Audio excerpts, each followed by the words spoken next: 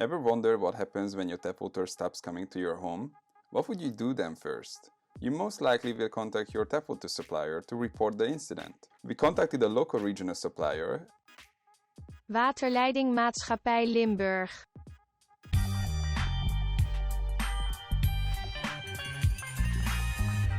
and asked for their data so we can help them to manage their customer expectations a little bit better. Before we could start applying our magic on it, we need to make sure our dataset is in a form which would pass all GDPR rules in place. Can you spot information about the employees working on the cases? Not acceptable. Any sensitive data about employees or customers? Not acceptable. Lawsuit.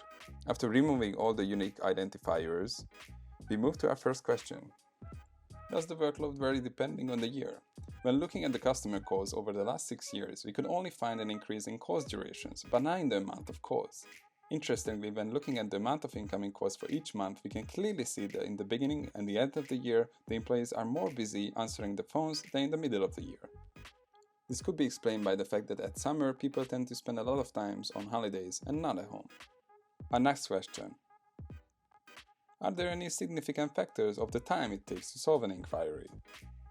Unfortunately, we cannot say with certainty, as our regression model could only explain around 30% variability of the test data, which might seem quite low. However, there's a lot of human factors involved in registering calls which cannot be seen on the dataset.